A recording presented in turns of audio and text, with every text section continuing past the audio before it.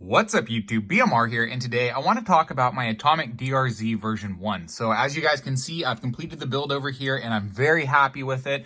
And I just want to give you guys some tips and let you know my experience with the build, because before I started this, I was extremely daunted. I was really nervous when I was ordering it because I've never built an RC car, and these come as a full kit. So you have to build it from the ground up. If you guys are familiar with my channel, you know that I have a lot of mini Zs, but the thing is with a mini Z, it comes ready to run. You just pair it up with your controller in your car, put batteries in it, and off you go. But with these, you have to build everything. So like with the mini Z, you have your servo, your electronics, they're all installed, your gear mesh is set for you. You don't have to worry about anything. But with this, you have to install the servo and make sure that it's in the neutral position correctly. Sorry guys, that's my cat.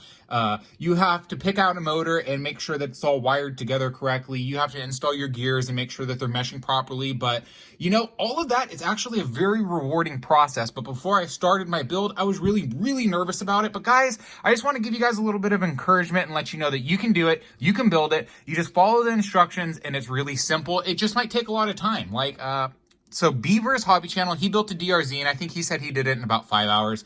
My DRZ, since this was my first RC car build ever, it took me, I'm not gonna lie guys, and please don't, give me a hard time about it, but it took me about 10 hours. I'd say a solid 9 to 10 hours to get this thing built, but a lot of that time was spent looking at the instructions manual and getting the parts to fit properly, because that was one issue that I did have with the car, was there was some fitment issues, but they weren't terrible. But so like back here, the suspension is probably my favorite part of this car. It's a really good suspension. It works great. It's really nice, but the thing is, to get it to run smooth, you have to put a lot of work in. So luckily my linkages and all that kind of stuff, they were all fine. They all lined up just fine. But the issue was these. So your actual swing arms themselves. So these things rotate on this end right here. And then you also have your knuckles that sit inside your swing arms. And so these areas all took a lot of sanding to get to work smoothly. But once you got them sanded, I mean, this thing works great. This system, it's so smooth with this oil in here. The suspension's great. It's an awesome suspension system, but like I said, guys,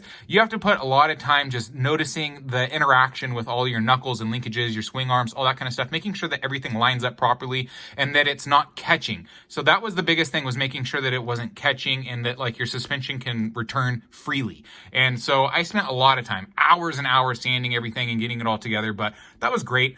The other thing that I would say took the longest was the servo area, because I actually installed my servo horn backwards. When I was installing it, I thought it looked really weird. I was like, that's funky, but basically this little black piece right here, I had it face the opposite direction, so it was hitting my servo. And I didn't realize it when I was installing it, but afterwards I didn't have even servo throw left and right, but now I do. So basically I had to take the horn apart, flip it around, and that was a pain. So that was my biggest struggle, was these ball ends. That's one thing a lot of people complain about, is your ball ends, getting them in there, because you have to thread the plastic yourself. You're using these screws to thread into the plastic, and it takes some torque, it takes some work, and it's fine. Everything goes in there fine, but it just takes a little bit of time. But guys, what happened with me is on the servo horn, these little ball ends are tiny, and they ended up stripping before I even got them installed. So that was really frustrating that they stripped right away. And then I had them installed backwards. And then I had to remove them and reinstall them even though they were stripped. So what I ended up doing was grabbing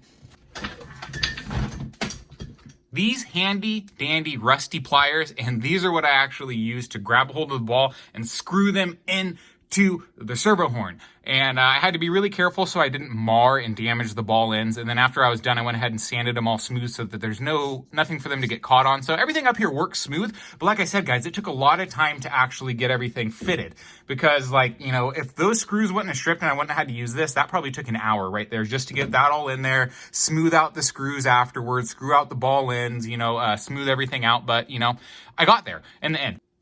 But enough about that, guys.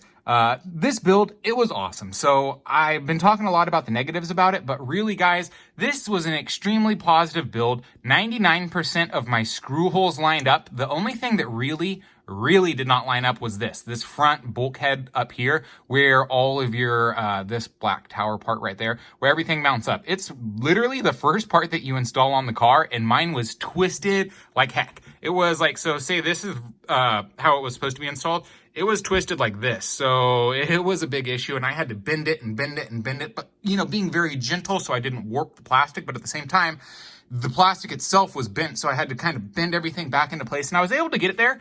And we'll see once I get the car all plugged in and running. My battery should be arriving today, and then my receiver should be coming here in another couple weeks, and then we'll be able to test this and get it all together and see how it works. But I think I was able to get this part twisted and back together. But other than this, that was the only issue that I really had. Everything else lined up perfectly. Everything went into its spots perfectly. But like I was saying earlier, guys, all these plastic holes, you have to thread it yourself with the screws. So, sorry guys, my cat's really upset with me. He wants to play. We played earlier, but he wasn't done with it. Like I said, these screws, you have to be really mindful when you're screwing stuff together, because you can cross thread, or you can, thread stuff at an angle, and then so it won't line up properly. So what I was doing was I was just pushing really hard on the parts together, and then you just really hard torque it down and just make sure that everything's going perfectly straight.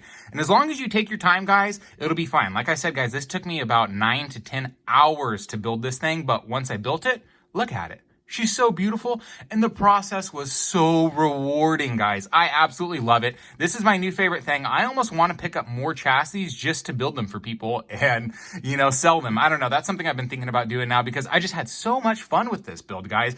And before I started it, I was extremely nervous. I was extremely daunted, and I just didn't think I could do it. But guys, look, I did it. And everything runs smooth. Everything is working great. And it was just an absolute blast. So I just want to say, guys, do it. If you're thinking about getting an Atomic DRZ or AMZ or the rear wheel drive, whatever car you want, I highly recommend getting one of these chassis and building it yourself. The process is so rewarding. The one thing that made me the most frustrated was getting the gear mesh set properly. But after, it took me probably 20 minutes of readjusting, because I would get the gear mesh perfectly, but then I would tighten the motor down onto the mounts, and then that would tighten my gears up too tight. And so what I ended up doing was I stuck a piece of paper in between the gears, and then so when I tightened them down, there was still space in between it, and then you pulled out that paper, and my gear mesh is set pretty good. I think it's really good. I'm really happy with it.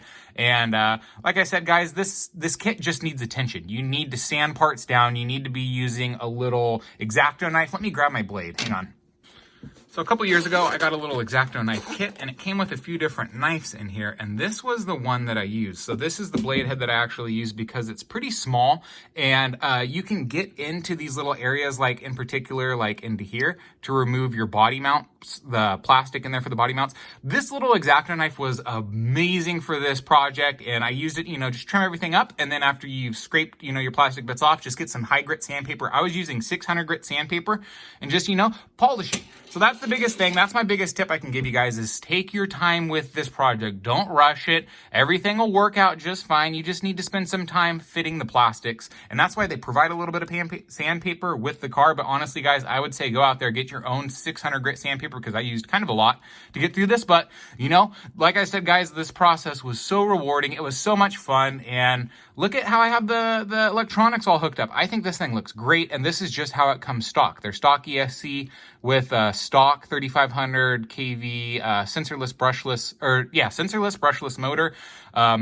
I think the wiring job looks really good, and this is all stock from Atomic. This is just how they have it set up on the car. So I think it looks really good. I'm going to get my receiver, like I said, in a couple weeks, mount that right up here, and we'll see how it works. So I'm not quite sure about my gyro placement. That was the only thing I wasn't sure of. I've seen a lot of people saying that they mount their gyros way back here, but I just couldn't figure out how to mount it without having it interfere with my suspension. So I think it would be really cool. I don't have any 3D printers, and I don't have the ability to design it, but I think it would be really cool if there was a differential cover that actually had a flat mount on top of it. So once you screw the differential cover in, it has a built-in mount, so you have a place to put your gyro. So like I was saying, guys, I'm not sure if this is a good placement for my gyro or if I should put it a little bit forward, but I was basically trying to get it as far back as I could and give myself as much space as I could for my receiver, because I wasn't sure what receiver I was going to get. But, once I get my receiver in, I'll make a video about that one, and we'll go from there. But anyways, guys, I just kind of wanted to talk about my build, since now I have it all put together. It was so much fun, guys. Such a rewarding process. I highly recommend getting one